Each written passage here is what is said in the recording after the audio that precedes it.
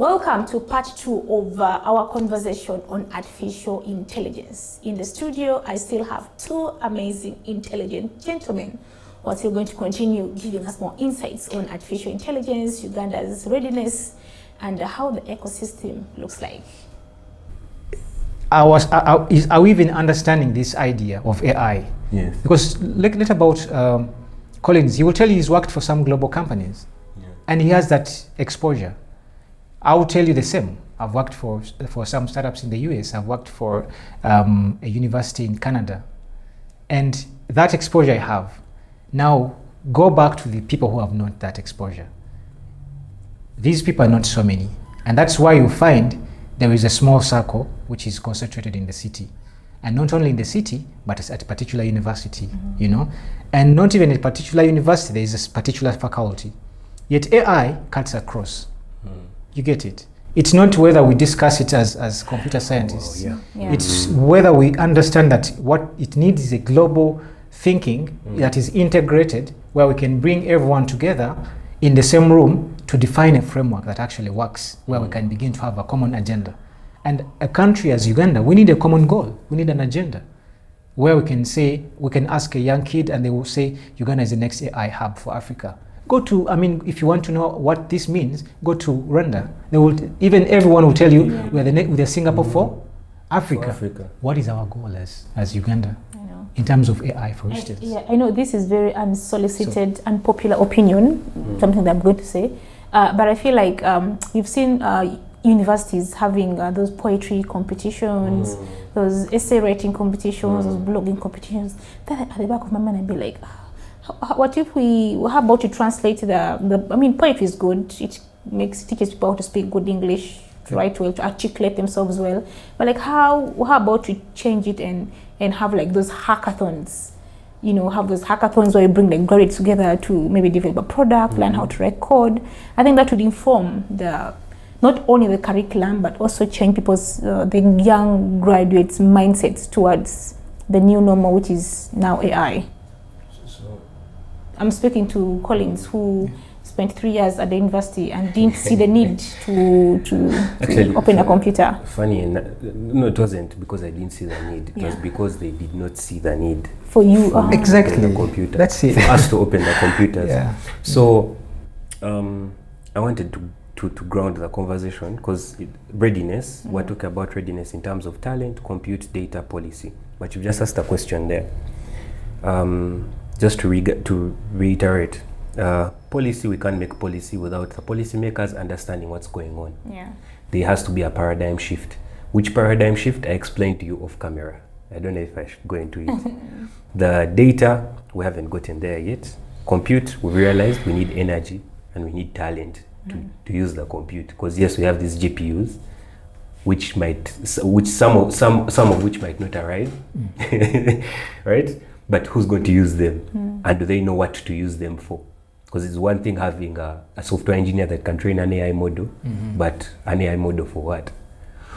Then we talked about education. That's the individual. We're still exploring the individual. Also talked about the future, the way, the paradigm shift, where the focus on education should be. Now, before I get into that question, I want to say something about that. I've seen people fight this battle for a long time here in Uganda. People who have been lecturers got out of the lecturing. There's a gentleman called Mr. Michael Nitegeka. Everyone knows him of Refactory, the one that's giving out the scholarships for. So he left academia because it was too slow for him. He tried going to National Council, telling them we need to shift the syllabus. But for them it takes 5 years to shift something. Then I was like, but no, the things we study in campus aren't the problem. Because at the end of the day, if you're in campus, even if we change the syllabus, you still wouldn't find value because of the person delivering or whatever. But these things that they teach there are foundational. If I teach you how to do, if I teach you how to wire up computer networks, it is a foundation for cloud computing. If I teach you how to do communication skills, it is a foundation for your communication in the future, because there's communication skills done across the board, right? Because like the fundamentals are what are taught in schools, and that's all school is for. School is meant to give you the fundamentals. Education is on you. You're supposed to expand using the foundations. Naval always says, if you want to become rich, right, the thing you need to develop is judgment. Judgment is built on top of fundamentals. Because now if you're making judgment based off things that are not foundational, you might most probably make the wrong judgment, right?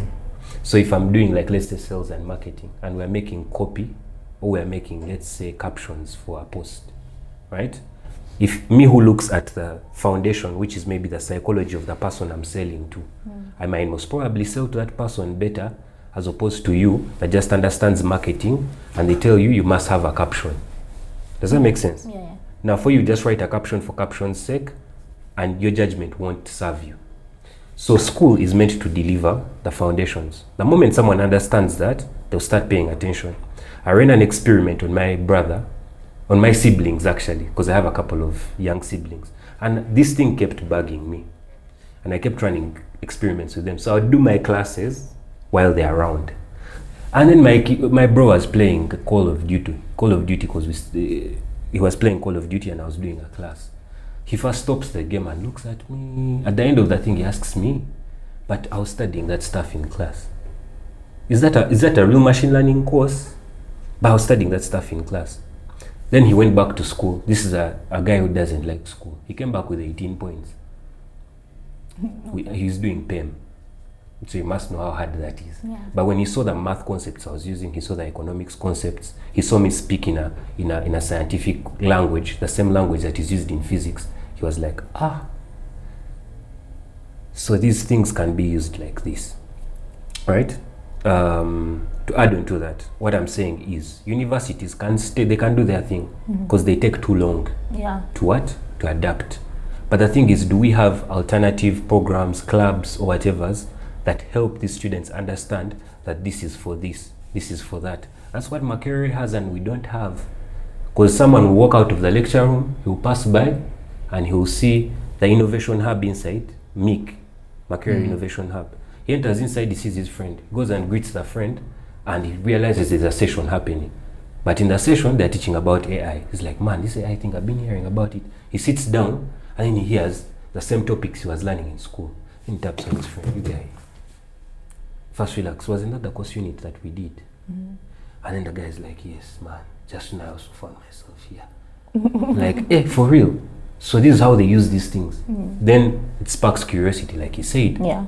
You get? So I think instead of trying to force government to change and stuff like that, I prefer to focus on the individuals, because we've now reached a point where kids are now resorting. Because I work with another company that runs it's a mental health initiative called Deeper Connection. And we looked at the research. We have more drug users. We have more people falling out of religion. Actually, we have more people going to religion for the wrong reasons. We have people running to substance because they're failing to find purpose. Someone finishes a whole degree very hard, 4 years, software engineering. And you come out and the people that you're applying for jobs with did law, did other things, and you're competing with them and they're better than you. And you're wondering, what did I do in school? Then you have no purpose. You haven't explored yourself. That also makes me think of interest of time. Is AI coming for our jobs? I'm getting there. Yeah. So the next piece is, I now know this is foundational information, but do I know myself? Right. Right? Because now the way we think about jobs has to change. The paradigm shift he was talking about. Right? Now we have these alternative places for people to see the use of knowledge, but also a place for them to discover who they are.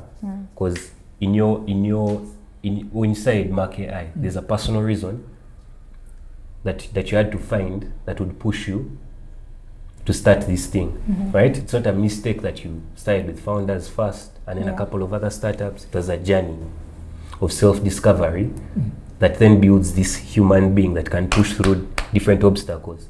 So I watched the previous episode and you're saying the sharks and all that stuff. And I was and I was thinking about it. I was like, for you, why do you keep going into the shacks? Why do you keep surviving the shacks? It is because of the armor that you built around yourself. Now, this is the thing that I always cover whenever I'm on podcasts. I'm sorry if we go beyond time, but this is the thing that we need to cover, and we talked about it. The thing is, now me as a human being, right now people are starting to see beyond. They're starting to see beyond the things people have fed them. Go to school. Education is the key to success. But I'm educated. I have a degree, a master's. I can't get a job anywhere. What is wrong? So beyond that, how's work going to change is a question you asked. Right? So now we're seeing a mission-driven career as opposed to a job-driven career. Now, back in the day, I won't say back in the day, we used to say, I'm a software engineer, and that's it. But why are you a software engineer? Why are you solving the problem? Now, I can tell you, entrepreneurs are mostly mission-driven. Why is it that you want to? If you had to learn medicine today to push Mark AI, you will learn medicine, isn't it? I'm doing a course called computational neuroscience, which you can imagine. But, and you remember when I was telling it earlier on, people always define themselves with funny things. I can only do sciences. But there's a thing called nature versus nurture. We discussed it. There are genes. There, like, this can be a whole conversation on career guidance. So for me, when I'm training people before they start writing software, we first go through these things. Who are you as a person? We do self-awareness tests, right? What are the things that you used to do when you were young? What interested you? What are the things that make your heart cry when you're on like TikTok? You see a child and perturbs you, and you think about it the whole week. What is that thing? Because there are some people who would just go for a career because of bandwagon. But just because Mark is doing AI, let me also because it's like the in thing. But now you're seeing a shift. If you look at all the richest people, if I ask you, what does Elon do? He's Elon Musk. That is his career. That is who he is. He has a mission as Elon. If I ask you what Tusi does, Tusi is Tusi. If I start describing Tusi as Tusi is a software engineer, isn't it? And just a software engineer. And even in software engineering, he does many things. He has done AI. You've done front end. You've done back end. You've done web. So many things. But he's doing them toward a purpose. Right? That's what sets apart a normal person from these other people. Have you noticed the people that always get opportunities? It doesn't matter what the thing is. So should we say like AI is taking our jobs because we have allowed it to take our jobs, or it's because we've not done enough sort of studies and whatnot? So remember what I told you in the beginning. Technology helps people take care of the things they don't want to do. Most of the time when an entrepreneur hires you to do that job, it's because they don't want to do it themselves, right? But now we've reached a point where the machine can handle that job. So now what's next for you? What I'm trying to show you is, if you need there's some level of self-awareness you have to build, right? Have a mission at the back of your mind. Pursue this career. Become an AI engineer, but know why you're becoming an AI engineer. Become an HR, but know why you want to become an HR, and how it's going to help you to get to that mission, right? Now, don't worry, I'm going to answer your question about AI taking jobs and all that. I just want to draw a contrast in the paradigm shift that needs to happen, right? So we're now getting into an era where agency is above, I don't know what word to use. It's agency above, is it skill, acquisition? A person who is willing to do the thing is most probably going to get the job, as opposed to someone that is doing it to get a skill. Does that make sense? Now, like for me, all the places I got in before I even graduated, because I've been training graduates from when I was in senior 4VAC. You get? So it was always a mission-driven thing. Why don't you understand the thing I understand? Come and I teach you. Eventually, I pick up the skill of teaching, right? Then I pick up another skill. I pick up marketing. I pick up this. Then you hear, in the next few years, you hear Atari Collins as a brand name, or Collins Bender as a brand name, or you hear Tusi of this. Tusi built this, built Mark AI, built this, built this, built this. Actually, the software that you're using for education across Africa, across the world, is Mark AI. You get? That's how I hear you. you see it. So it's so to see giving us a like thumbs the up. entrepreneurship side. But what I'm trying to say is, right? There's a radical, like people have to become radically self-aware. Because if you check all courses for wealth, they'll tell you know how you spend your money. Right? If you go to, let's say, what they call it, leadership, they'll say you need study, self-awareness. You can't lead without leading yourself. No, Collins, I want you to first give the response to that question of is AI taking our jobs? Yes, like in the next 1 minute. Okay, look at it like this. AI is taking the jobs. Yeah. Right? Okay, not all jobs, but it's taking the monotonous jobs. The Like things which that ones? okay, so look at it like this. If there's a series of steps to follow and they're clear, AI can do it. Right? Copywriting. So Like monotonous. Yeah. okay, so if it takes a series of steps to do, it can do it. So if I'm a social media manager today, right, and I'm more focused on the posting, technology even without AI can do it, right? Now if I add AI, I can automate the captions based off my brand identity. Does that make sense? Yeah. So it's more informed than even the person that So I don't need a social media manager then. You get? Yeah. So I can just write an automation and these things are there. All those automations are there online. Yeah. So meaning the social media manager goes out. But a social media manager that will stay is one that understands how this whole process works. And then they automate this themselves and elevate above that. Yeah, so the answer is yes, but basing on the nature of job. Let me give a differing perspective. Yeah. I think that it would be funny to ask, is the monkey winning the swimming competitions? Right? That's you definitely Because the know. monkey can't swim. So It here's will why definitely drown. why am I giving that analogy? I think we invented the internet. We invented the computer. That is the beginning point.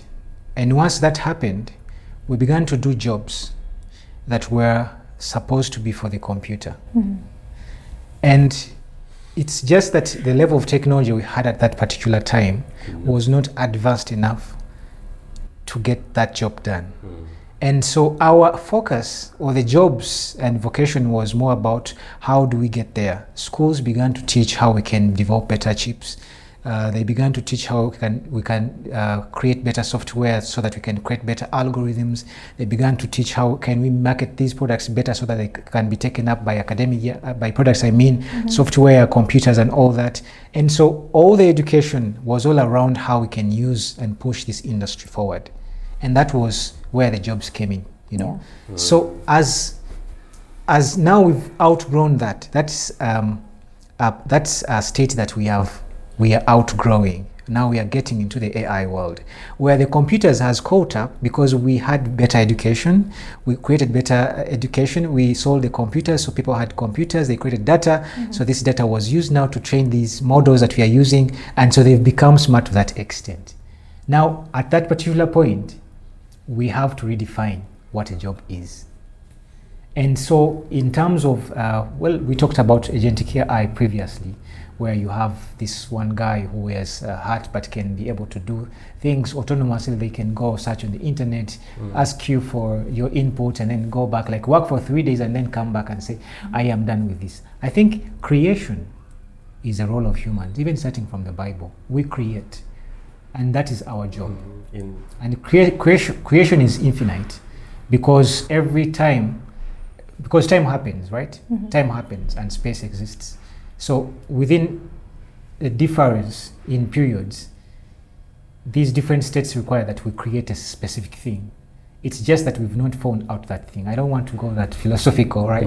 But I feel like if we understand that as humans, the job, the sole purpose that we have, which is what he's discussing about, is to create, then we have to ask ourselves, what can we create? And here's what I can conclude with on this particular thing. I think we are not as Uganda, now going back to the other context, we cannot even say we are afraid that AI is taking our jobs, right?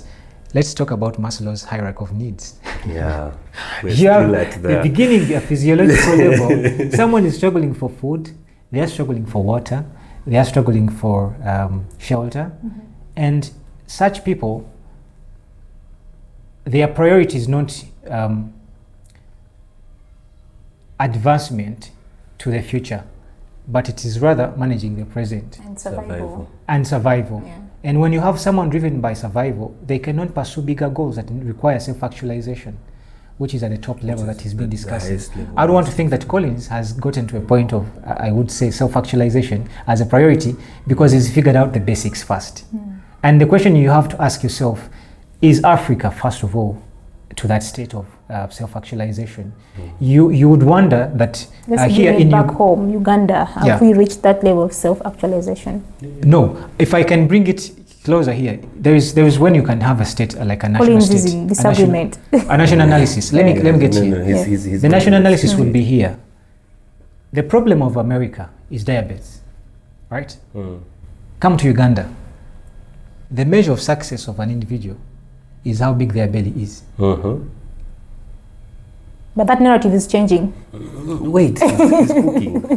He's going to get there. Right? Is how big their belly is. And I'll tell you, it's hard for some, if Collins had a big belly here, you would be, if you had to track who is being viewed the most, you'd wonder that most of the people would perceive him as wealthier, as more successful, well doing in life, regardless of anything. And why am I talking about this in particular in line with the job, taking the jobs, right?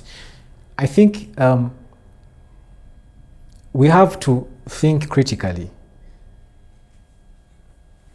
as the mindset that we have locally here. If it is in the form of first the physiological needs, then we have no jobs in the future. And by not having no jobs in the future, because the ones we have present will become obsolete because they are tied to survival, then we will say AI has taken our jobs. Right? Yeah. Because the measure of our, even the mindset, I use this example to tell the mindset. Now America is at a self-actualization level. That's where you have kids committing suicide because they feel like they can't understand themselves. It's even more in America. Save for the global now world where we have a social media that is connecting everyone, where that is beginning to resurface across the world. But I think what is very fundamental for us here is that we realize that there is a future that is coming for us. We realize that what we have to outgrow what we are doing. The physiological aspect is going to stay, especially unless we have better awareness of what we have to do best. I mean, you can have the lack for food, shelter, and all that, and water, but you can be pursuing self-actualization. You're pursuing bigger goals. You want to build to change the education system or transport industry and all that. So you create jobs, right? You see Uganda saying, let's create more jobs, right? So that's, for me, if I want to answer that conclusively, I would want to say this. First of all, it is, if we find ourselves asking that, if saying AI is going to take our job, then we find ourselves lacking of what the future we have.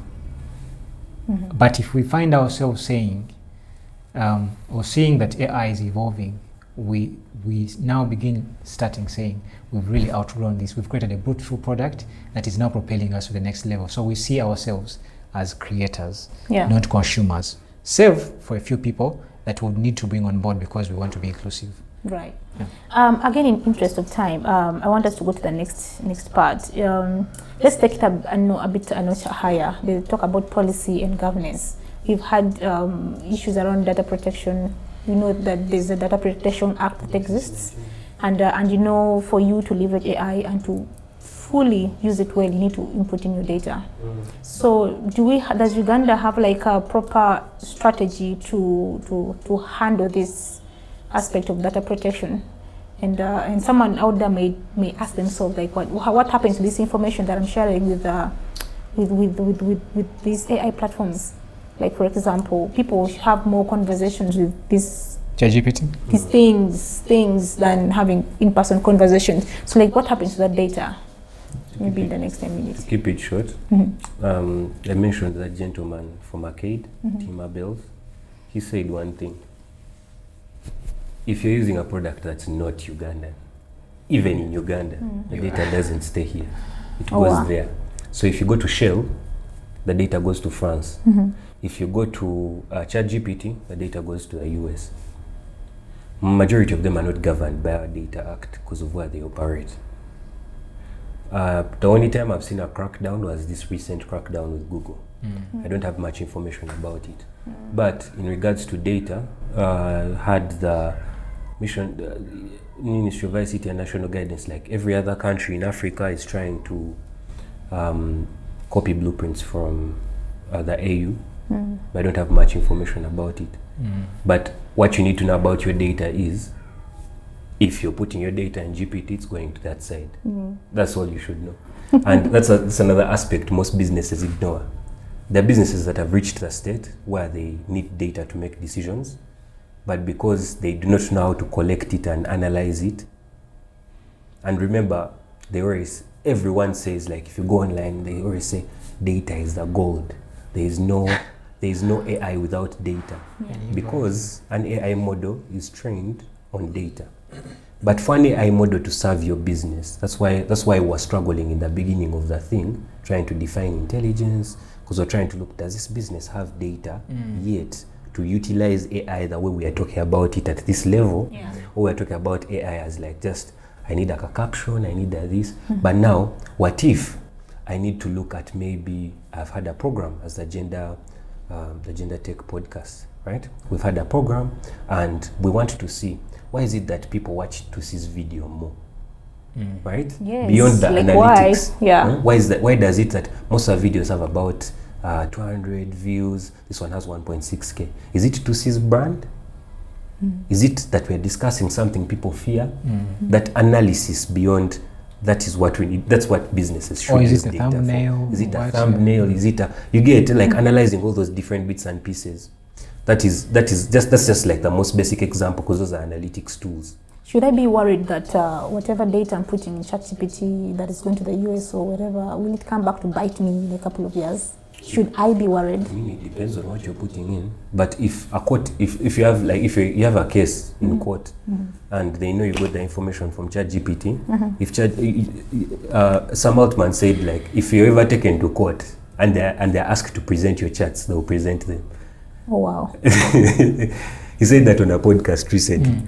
But that's scary. Yeah, there's no privacy. There's no privacy, honestly. And actually, OpenAI, there's a guy who was warning, I don't know his name, he's one of the big investors. He was like, if you're giving your data to OpenAI, if you're building on top of OpenAI, but like, those are things you shouldn't worry much about.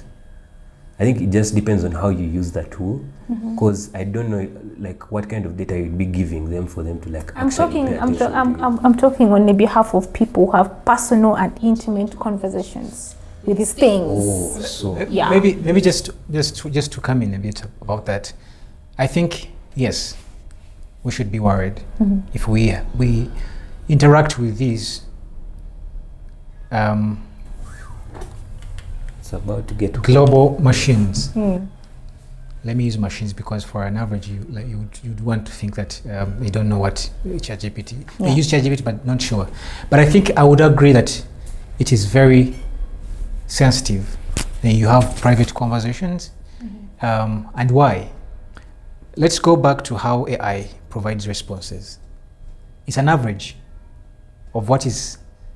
One could be just. Two could be accepted socially, and you have to ask where. Now, you might find that a model which is developed by OpenAI in America, they are against homosexuality. You get my point? You get where I'm going? They're against homosexuality, or maybe some other issues, LGBT and all that. This is very sensitive. In that area where the models get trained, there is a way how they handle that. When you come to Uganda and you're interacting with this model, the interpretation is going to be an average of the other area, not this area. and then you ask yourself, how is that going to impact the person who is interacting with that product? Let's double down on that average. The thing I was telling you about. Yeah. So when these models are being trained, so training is when you're creating that brain. This is what they call pre-training. So in the pre-training process, I gather data. Most of this data is gotten from the internet. So they get the whole internet. They get this internet, and then they create this model.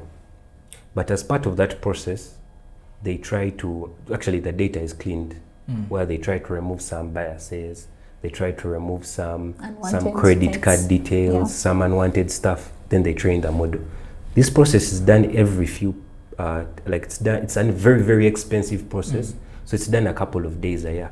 That's why GPT will tell you, if you ask it information for today, it will have to first search the internet before it answers your question. But back then, they would tell you, no, the information stops on April. Now, the reason they have that cutoff date is because they collect data between that time and train it. Now, what does this model do in the background? All it does is it finds the average, like he said, but it just completes. So if it looks at its data and says, and in the data you've asked the capital city of France is, it will look at all its data across the internet and look for the average. So if you look at the internet right now and you search for the capital city of France, what will you find? Paris. Exactly. So it will give you that answer. So it basically relies on what it's a garbage in, garbage out. Exactly. Exactly.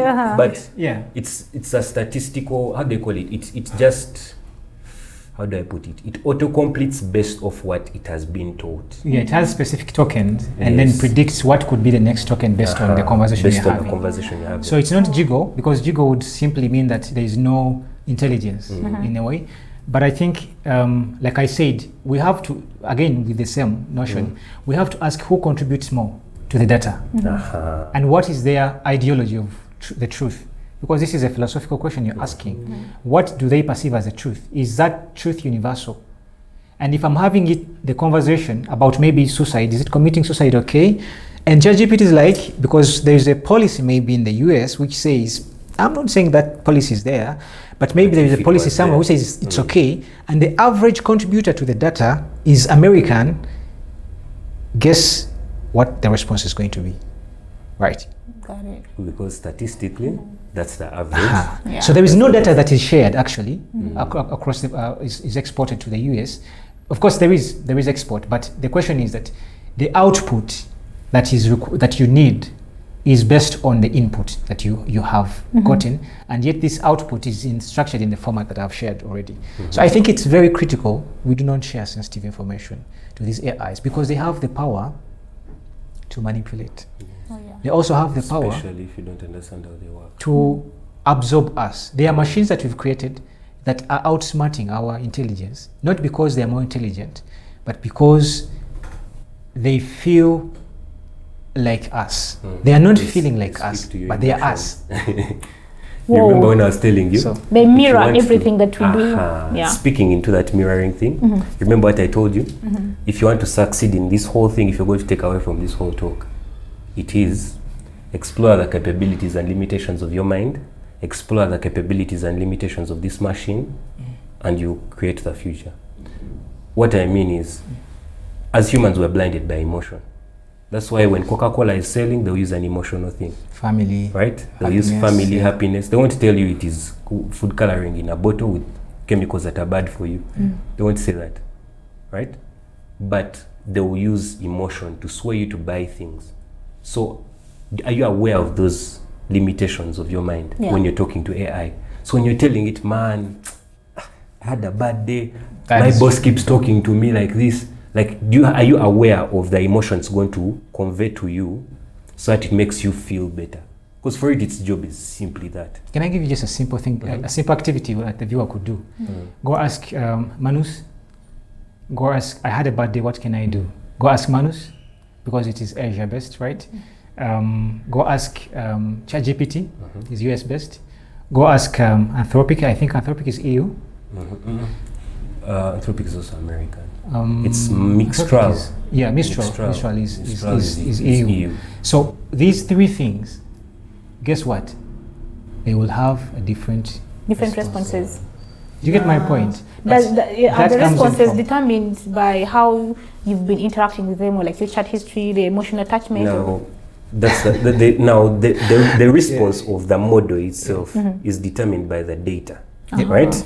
But the response of the app that you're using, remember the app is independent of the brain. You remember what we're talking about? Yes. If I come to you, if I go to the app, whenever you chat with it, it keeps its chat history. If you use ChatGPT, you notice it will say stored in memory. Now, for us as software engineers, is what they call context engineering. There's also prompt engineering, where you're just trying to find the best way to get an output, right? Now, for us, we also have our own versions of that, where we're trying to find the best way to serve you as a user. So what shall we do?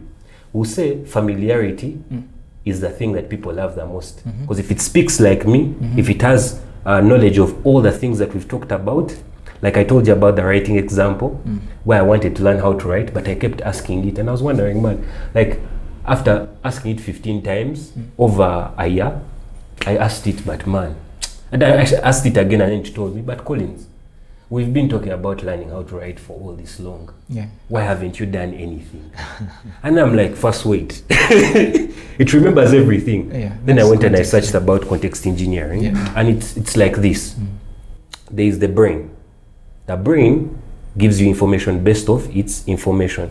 But in order to get the best output statistically from the brain, you give it more information. How do they give it more information? There's what they call context. Context is the window of information that you can give it, right? The least amount of information you can give it for it to give you a better output, right? So now, how do we manage context as engineers in that app? So what GPT will do, it will look at all your chat history. It will find the correlation or the similarity between what you've said and all the things you've said before. It will get that information. Then it will look at your memories. It gets some information there.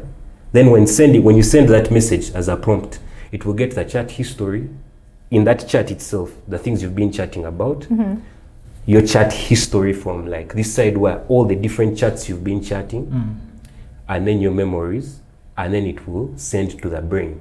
Now the brain will see, okay, this is from chat history, this is from this is from this. So it means we've talked about writing a lot, and he hasn't been writing. In the memory, he wanted to become a writer, and it's going to help him as a software engineer because he's a software engineer and he's an entrepreneur. And then it also looks at the prompt. You want to learn how to write. So based off of what I know about you, Collins, why haven't you learned how to write? Okay, let's make a plan. But it's also aware of the tools it has. So for me, it told me we can schedule in a calendar every day, and I'll send you a writing task. That's an agent. Oh wow! Right. But impressive. The thing is, and this is what we've been talking about this whole time, be understanding how it works. Now for me, when I go in front of it and it starts telling me funny things like that, I know. Because there are times I was doing badly before I understood how everything worked. Like I knew how the models worked and whatnot, but I never truly understood because I was like, man, even Elias, even those guys don't understand what's going on. But it understands me until I realized by understanding myself, it reflects some of the limitations that I have and the biases that I have. So when I come to it and I'm like, this person keeps, maybe like there's a person at work that has been bothering you, because those are the issues you take to it, right? There's a person that you keep telling it about that person, and it will keep supporting your point of view and will never question you until you tell it your limitation. That's why I was telling you, explore the capabilities and the limitations of your mind. Oh, wow. Right? So if you go to it and ask it, but I keep having conflict with this person. What do you think I'm doing wrong? Then so limitations versus capabilities. Marry them and then you'll be able to. Exactly. Okay, so maybe just one thing there. Yeah. You know what is delaying us getting to what we call AGI, or artificial general intelligence? It is not compute. I want to differ with even sometimes the global leaders in AI. It is not the energy, it is not the policies. Do you know what it is? I want to refer to his point. It is the complexity of the human mind. Yeah, it is, as simple as it is. Because we are trying to create a god, sadly. And for ones who are faithful, this is a no-go zone. And that's why you find very many religious people are scared, 666, blah, blah, blah, blah, because there is a death of the world view that God has to have a form which we do not understand. Because that's how we keep looking forward to something as humans. That's how we get purpose, to pursue something. Because there is that thing that we do not understand, right? And I think AGI or AI has limitations, but it doesn't have any. It is the systems that we have constructed in place to understand humans that failed or are still lacking. We do not know who we are. It is Socrates who said, know who you are and you will know the gods and you know the universe. I think this is the second time I've mentioned it in this podcast. You mentioned it even in the previous episode. I think even to know God, you have to know yourself first. And because you are an image of God, but you're not God. Right? And when you know God by knowing yourself, then you know that you're not the whole system, but you're part of the system, which is the universe. Because everyone else is also an image. Exactly. You have the cosmos, and the word image could mean imitations of very many things, representations or forms of very many things. Being one that we are one of the image, and the major image. So I think for me, what is very key, part of all this conversation, is that we need to remember that we are mortal. The concept is called memento mori. I always use it. It's called what again? Memento mori. Memento mori. Is that a Spanish? No, it's Latin. Okay. Memento mori. What does Remember that you will die. Oh. I always want to bring this, but for one reason. We don't want to get to a point as builders where we've lost who we are just because we feel like we've created a god in form of AI. Thank you so much, to see for that. So as we come to the end of this for this podcast, so what, I would just like to all of you to respond like in the next 1 minute. The opportunities for Uganda in terms of AI. So what's like the other biggest thing that would be? How can Uganda leverage AI apart from Tusi's innovation of education and so like what's the other big thing that will help Uganda be proud that of course yes we've used AI, we've leveraged it, it has made our lives better, let alone the education aspect that Tusi is developing? It's a tough question. Yeah, we've seen health, we've seen smart agriculture, we've seen the incorporation of AI in the opportunities that are there for Uganda in using and leveraging AI. In the next 1 minute each. Would you like to start? Please go first, you're the expert. Let me see. On the Uganda side. There's so many things that are coming to my mind. So a lot is coming to my mind. Tools to leverage, opportunities for innovators. There's a lot. I think you're going to have to be very specific. Like in terms of opportunities, we've seen education, we've seen health, we've seen smart agriculture.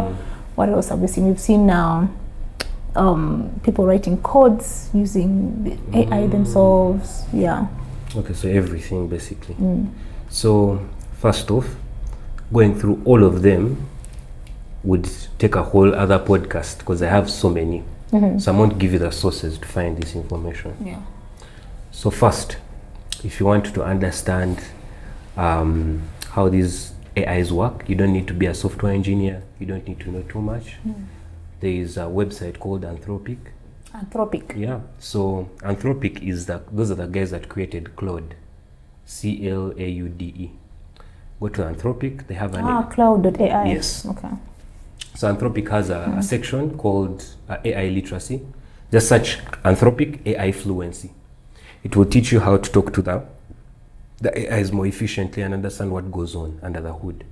If you want to understand any AI opportunities happening, and this is information I don't normally give out because it's what I use for my trainings. There's a podcast called The Artificial Intelligence Show. I'm also going to be launching my own podcast as well. It's called Mom Call Tech Support. But that podcast is called Artificial Intelligence Show. They talk about the news in AI every week, and they talk about the different opportunities. If you also go to Google Skills has courses on different things in AI, how you can use it for digital marketing, how you can use it for education, how you can use it across different tools.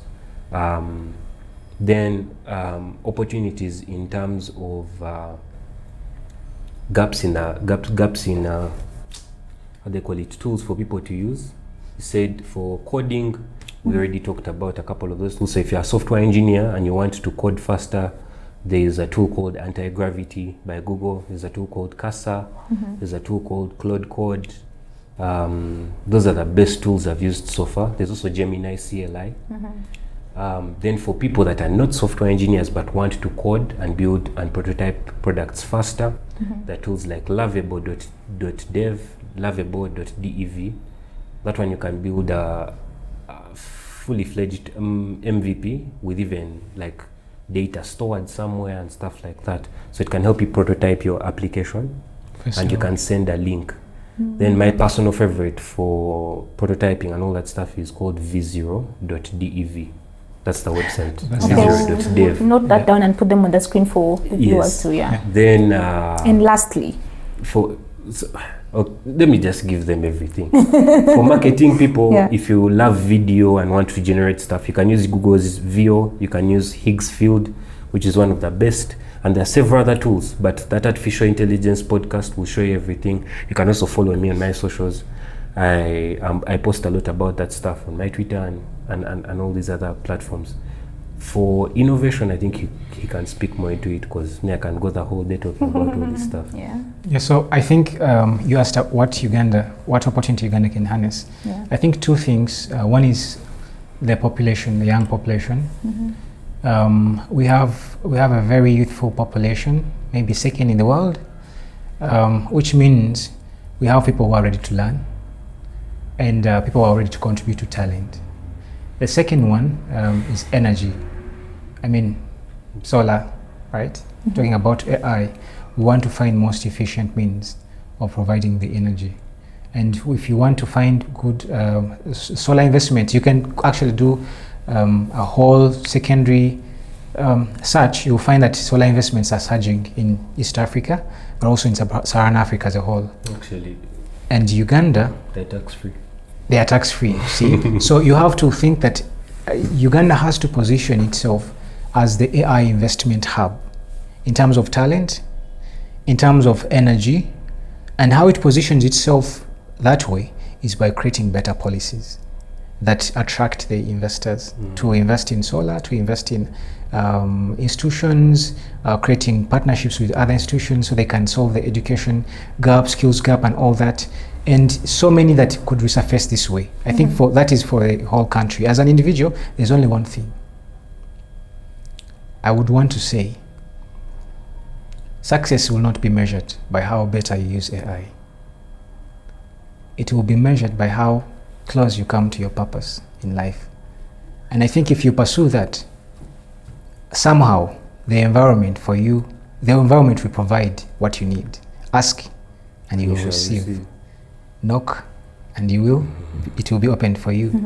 You know, seek and you will find. So you have to be in the awareness of what you're pursuing. And then these other tools like AI, these other tools like IoT, you know, they will come to you based on your thirst for pursuing your purpose. And surely they will come. That's how people figure out stuff with a lot of uncertainty. And this is where we all begin.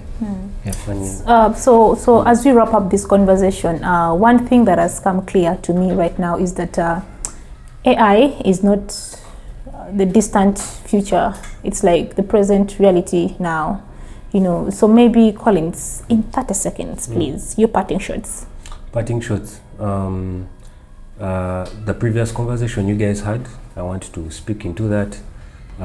First off, guys, focus on self-awareness and all that. The 30 seconds is a short time. Yeah, like compress that in 30 seconds. Okay. So there are certain skills that are going to set apart the person that goes forward, regardless of if they use AI or not, right? As long as they focus on those skills. A lot of those skills were outlined in the Future of Jobs report by the World Economic Forum. Some of them being a lot of the things we've discussed here, like critical thinking, analytical thinking, agility and resilience, communication, what you guys were calling soft skills. And also a couple of hard skills were mentioned and outlined in that thing. So I would urge most of the readers to go, most of the guys that haven't picked, like if you've reached the end and AI is still not making sense for you, you can first start by honing those skills and also trying to be more aware about yourself. Yeah, and everything will now just come to you, like Tusi said. Oh, thank you so much. And Mr. Tusi, your parting shots? 30 seconds. Yeah. Don't chase the wind. You have to build the turbine. Oh, wow. Right? Nice one. Yeah. And in particular to this, I would want to think that it is very important as young people to have a purpose, a higher purpose, and also to believe in God. At the end of the day, all these things will make sense if we have a calling. And I want to say that the most important skill, whether it's Socrates who would wake up and talk about that, whether it's some Altman, whether it's Elon Musk, the richest person, there is only one most important skill in the world. That is to learn how to learn, especially in the age of AI. Wow. Thank you so much, Mr. Collins. I like what you said. Don't chase the wind, but craft the turbines. Create the turbines. Yeah, it's very thoughtful, and I hope everyone watching us right now got something out of that of this very lengthy two-part conversation. Thank you. Yeah, and to all our viewers online, our viewers, our listeners on the audio platforms, thank you so much for taking time to listen to this very lengthy and very informative conversation. You can catch us on the different platforms. We're on Twitter, on formerly X, formerly Twitter, and then we are also on LinkedIn. We are on all the different platforms. That is under Gender Tech Podcast. Interact with our content. Leave us comments, like, and then it's from your comments that we get to make these conversations better. Thank you so much for watching. Until then.